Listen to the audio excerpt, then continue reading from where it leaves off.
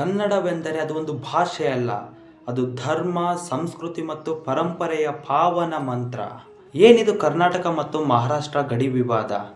ಸ್ನೇಹಿತರೆ, ನಿಮಗೆ ಗೊತ್ತಿರಬಹುದು, ಈಗ ಕೆಲವು ದಿನಗಳ ಹಿಂದೆ ಕರ್ನಾಟಕದಿಂದ ಮಹಾರಾಷ್ಟ್ರಕ್ಕೆ ಹೋಗುತ್ತಿದ್ದ ಬಸ್ಸಿನಲ್ಲಿ ಒಬ್ಬ 18 ವರ್ಷದ ಒಳಗಿನ ಹುಡುಗಿಗೆ ಟಿಕೆಟ್ ಕೊಡುವ ಸಂದರ್ಭದಲ್ಲಿ ಕಂಡಕ್ಟರ್ ನನಗೆ ಮರಾಠಿ ಬರುವುದಿಲ್ಲ, ಬೇರೆ ಭಾಷೆಯಲ್ಲಿ ಹೇಳು, ಮಾತನಾಡು ಎಂದಿದ್ದಕ್ಕೆ ಅಲ್ಲಿರುವ ಜನರು ಅವರನ್ನು ಬಡಿದರ ಮೇಲೆ ಆ ಹುಡುಗಿಯು ಪೋಕ್ಸೋ ಕಾಯ್ದೆಯಡಿಯಲ್ಲಿ ಕಂಪ್ಲೇಂಟ್ ಅನ್ನು ಮಾಡ್ತಾಳೆ. ಒಂದು ಮರಾಠಿ ಮಾತಾಡಲಿಲ್ಲ ಎಂದಿದ್ದಕ್ಕೆ ಅವರ ಮೇಲೆ ಪೋಕ್ಸೋ ಕಾಯ್ದೆಯಡಿಯಲ್ಲಿ ದೂರನ್ನು ನೀಡಲಾಯಿತು.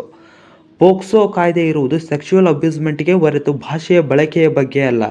ನಿಮಗೆ ಗೊತ್ತಿರಬೇಕು, ಭಾಷಾ ಆಧಾರದ ಮೇಲೆ ರಾಜ್ಯಗಳನ್ನು ಪುನರ್ವ್ಯವಸ್ಥೆಗೊಳಿಸಿದ ಮೊದಲ ಕಾನೂನು 1956 ಆಗಿತ್ತು.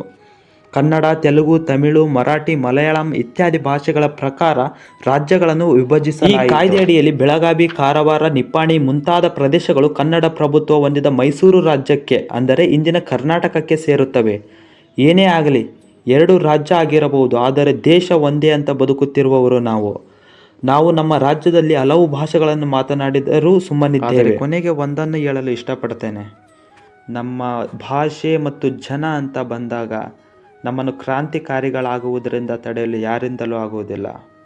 ಜೈ ಇಮ್ಮಡಿ ಪುಲಕೇಶಿ.